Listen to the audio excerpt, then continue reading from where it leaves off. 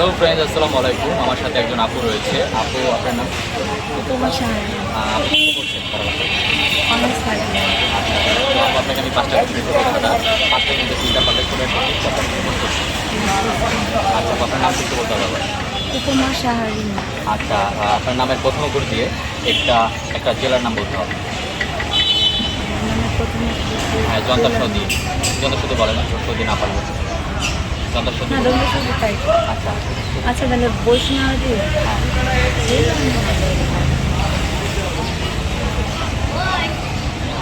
তিনটা সদে আছে তো। দন্ড সূত্রে টাইপে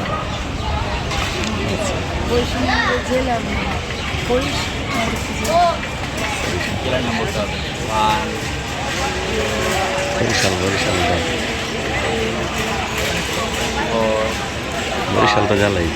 6 7 8 9 10 টাইম আপু, একটার মধ্যে আপনার একটা পারো। আমি এখন সেকেন্ড কোশ্চেনে যাবো। সেকেন্ড কোশ্চেন সেটা হচ্ছে, কোন গাছ বড় হয় না? আমরা জানি গাছ বড় হয়ে থাকে, কিন্তু কোন গাছ বড় হয় না?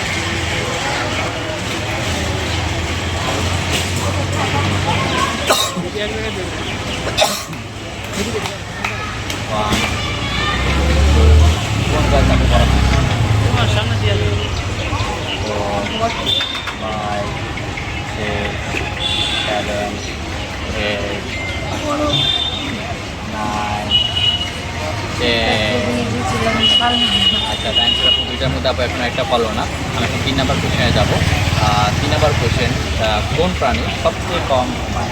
কোন প্রাণী সবচেয়ে কম ঘুমায়? এটা খুবই, সেই প্রাণীটা খুব ছোট, এখন ছোট একটা প্রাণী। 1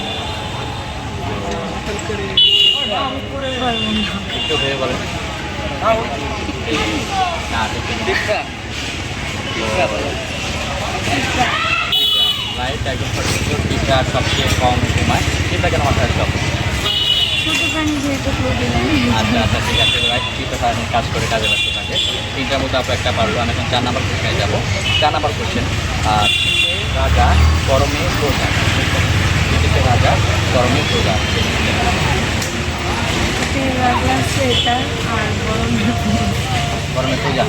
না শীতের রাজা সেটা আমরা মোজাও পরি সোয়েটার, কিন্তু গরমের প্রজা মানে সেটা পরে না গরমে মোজা।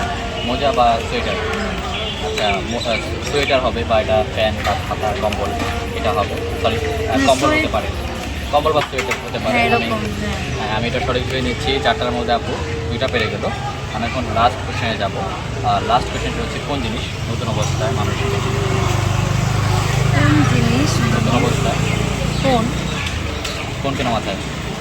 আমরা তো সারাদিনই আর নতুন অবস্থায় মনে হয় যে আরো বেশি করে আরো তাড়াতাড়ি আপডেট আসে সব কিছু। খুব তাড়াতাড়ি আপডেট আসে, মনে হয় যে নতুন কালে খুব মানে ভালো আচ্ছা আপু, উপকারিতা।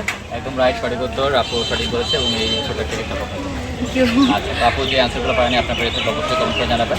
আল্লাহ হাফেজ।